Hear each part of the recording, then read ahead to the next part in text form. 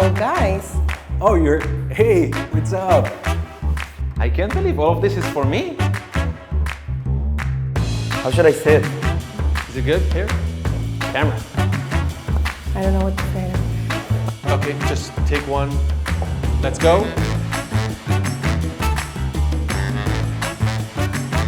I'm scared. What was your first entrepreneurial initiative? Okay, so I think this actually goes back to when I was 9-year-old. I majored in computer science at high school, obviously. So back in high school days, wasn't that long ago. When I was in college, when I did my computer science, I decided for no good reason to build a cashier platform for flower shops, like literally flower shops. There was no such thing as e-commerce really. I mean, there was obviously eBay and Amazon back then. So I built it and I really enjoyed it. I really built features into it and really built cool stuff into it. And then the examiner that comes to check the project itself said, oh my God, this is amazing. I'm gonna give you an A, but I also want to buy it from you. I said, sure. Like, I don't know anything about selling anything. What would you pay? And he said, do you have a car? I said, no. And he said, well, how about I buy you a car? And I said, F yeah. And so he did, and that was my first exit. Whenever we had to check for schedule changes, let's say the class tomorrow is canceled or there's a substitute teacher that comes in, we had to go to the school website and check. And if you forgot to check, you could find yourself at 8 a.m. in an empty classroom tomorrow morning. So my friend at the time, we were 16, we decided to build an app that scrapes all the school websites across all the schools in Israel, checks for schedule changes, and sends it in push notification to any student's phone. We leveraged the first push notification in mobile phones back in the days, and that was super cool. And I never missed a class since then. I never got to school. I hated it, right? So I found myself copying notebooks from other students, and a lot of other people found that, a knowing issue as well. So I actually created a website that's called Schliff. I've employed a number of people that actually copied and Xerox all the notebooks on a weekly basis, uploaded to the website, and actually sold that environment on a subscription base to other students that wanted to buy and not come to school and get all the information on a weekly basis. I come from a farm. My father grows cows. And as a young 9-year-old, I remember following my father tracking the cow milk production and feeling extremely fascinated by the numbers. I think this was my introduction to data analytics. That's where I finally saw that within numbers there are patterns, and patterns mean something. And I remember capturing the numbers and coming to my father with questions, even hypotheses as to what it means and how can we improve milk production, and that was based on some curiosity of a 9-year-old. What was the most painful no you ever got? Wow. Come on. That's fun. My wife didn't want me at the beginning. It took me about 3 years to get her to say yes. Calling a girl, I'm never gonna give you the name, asking her for friendship, חברות in Hebrew, and she turned me down. It was a hard one. A couple of years ago, this thing started called COVID, and we were just picking up. Like, we were becoming a pretty big deal. We knew we were gonna get there and that we're gonna need to raise around, and then COVID happened. And then I got a bunch of no's. And it was horribly and catastrophically painful. Shitty VCs told us no, no, no, no, no. And that really was painful. I literally wasn't sure that the business would be able to continue. Now, speaking as a unicorn, I think we did okay. Of course, you get thousands of no's. You cannot summarize your no's into one no. You get no's all the time. But I think that I'm in peace with those. Like, it never bothered me so much. It's kind of like default that you are going to get a lot of no's. So I do have a very good spine on it. In my previous company, it was an education technology startup that I've built in Silicon Valley. My co-founder and I took several design partners. And before we started building the product, we consulted with them on the designs, on the content of the product, the scope. And they agreed and say they like it, they will use it. So we went on and built it. And after 2 months building the product, we came back to these schools and they didn't want to use the product, although it was exactly how they described it. And that was really, really painful. It was a major lesson on basically not asking people what they want, but asking people what's painful to them. That's how you build a company. That's how you solve a problem. Did you ever commit to something you knew you would not be able to deliver? All right, okay, that was a good one. That's a very tricky question. That's actually an easy one. I tell myself to cut on coffee every day, but coffee is just too good. No, never. Yes, No. definitely yes. I did commit to a lot of things that I wasn't sure I would be able to deliver on, and I always delivered. Always delivered. It cost me everything to do with my private life, basically, and I worked 25 hours a day, 8 days a week to deliver it. But I always delivered. I never, ever, ever said yes to something knowingly without the ability to deliver on it. You start with nothing, and you need to solve this impossible equation of building a product, getting customers, raising money to build a product. So it's really hard to make all these stars align together.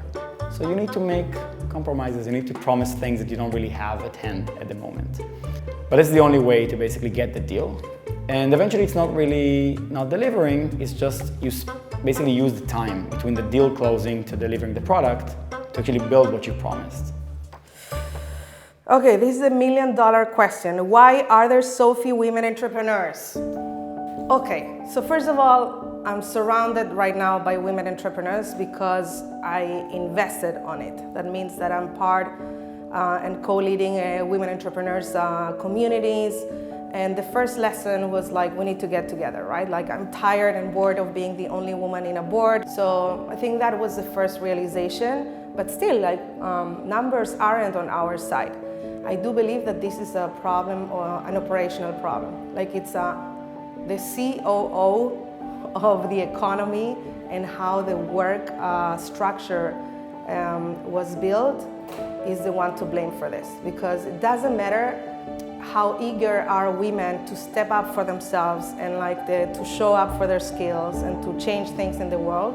If we don't have the hardware, the structure that supports that, it will continue to be very difficult. Most of women are not afraid of failing. Most women are afraid of succeeding, because it means that they will need to disrupt many, many layers of their lives in order to get there. What's the worst advice you've ever received? Oh man, there's so many. Okay. I met a fellow founder a few years ago that told me, trust only yourself. Now, I knew where he was coming from, and to be a founder, it's actually a very lonely role, right? You feel like you need to make all of the decisions on your own. But in my history, sometimes the best directions I ever headed to was a result of being able to confide in someone, to talk to someone about my problem, and really, really seek for meaningful advice. There's a real estate investor that was interested in putting money into the company, and I'll always remember one of the first sentences, and he insisted on it so bad. He said, build it first and customers will come. And so at first I was like, interesting, like that. It sounds different from what I've heard so far. In an early stage startup, you can't build it first and then people will come, customers will come. Actually, it's a complete inverse.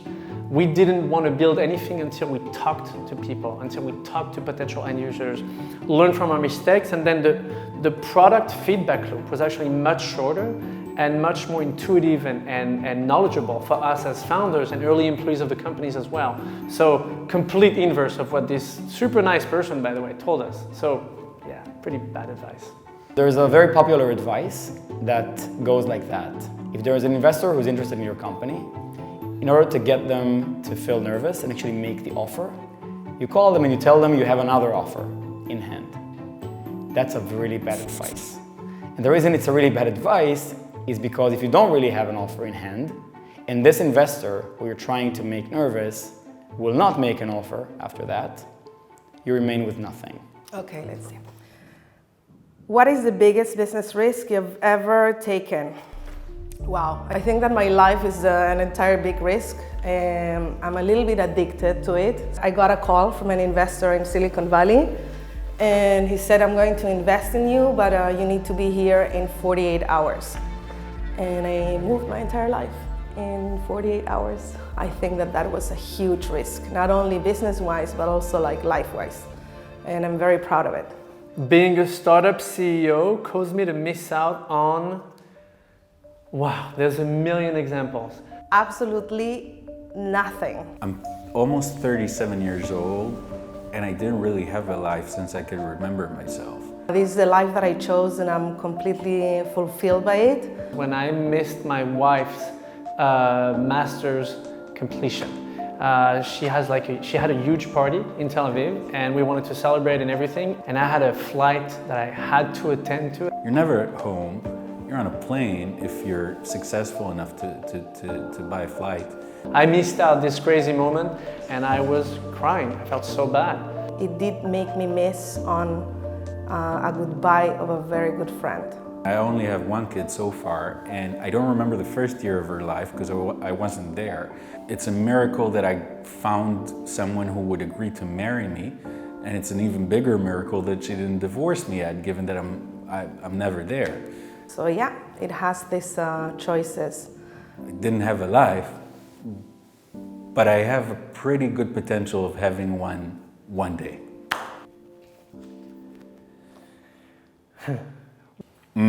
The holy grail of these interviews in terms of question, why did you become an entrepreneur? I just cannot do something else. Because I couldn't get a job doing anything else, basically. My dad was an entrepreneur. He became a business owner at the age of 51 years old after being a doctor for like 25 years or something. And I saw all the struggle and I saw all the challenges that he had to overcome. And for me, it was just an incredible source of inspiration. You know, seeing my father doing that crazy step of courage. I was a straight A student. I loved programming and building stuff and dismantling them, putting them back together. And I spent about a decade working for the government. I was really good at what I did, and I progressed and advanced. So I thought, okay, I'll continue, and then what? Then what? Well, I'll be the head of the defense intelligence. But then I'm just serving the higher up, which is the defense minister. I was like, okay, I'll go be the prime minister. But then you work for 9 million Israelis, which seems a bit annoying, so I decided to be my own boss, and the only way to do that is become an entrepreneur. So, okay, we're done? No, another one? Should I, okay. Tell us about the best idea you've ever had and never acted on. Did someone else beat you to it? Oh my God, okay. I invented LinkedIn. This was like 14 years ago, I think. Only I never acted upon it. I think it was an incredible idea. I called it Geo. My best friends from the military and I thought it would be amazing based on this platform that we had in 8200 to build something that would rate professionals based on the connections that they have. But I never acted on it. So now I'm doing boring enterprise software, but before that, I had an amazing idea to create an insurance company for pets. Everyone's buying pets, everyone has pets, willing to spend so much money on their pets. So insurance company for pets could be $1 billion business. Didn't do it eventually, and yes, today there are companies doing it. I think the first one was CV Sir, like the letter CV as like curriculum vitae, Sir. We wanted to create a portal where people could just log in, create different types of CVs very easily in like a few clicks, and then eventually share it with potential hiring like employers. And we worked on it maybe for like 8 months, went nowhere, and then we killed the idea because it was just a bad idea with a bad execution. So we moved on to different things. One of the things that I'm very sensitive to is that people typically don't know what to do with their money and specifically with their pension-related money. People would spend more time and effort choosing the color for the next iPhone, but spend zero time on how they make sure that they reach financial safety when they retired. I have a dream of having some kind of a pro bono company that just gives people advice on how to make sure they plan how they retire well and make sure that they plan their money well. Maybe someday I'll focus on that. Easiest question ever. I have a huge idea and you'll never know about it. Still to come. Oh, that's it? That was easy.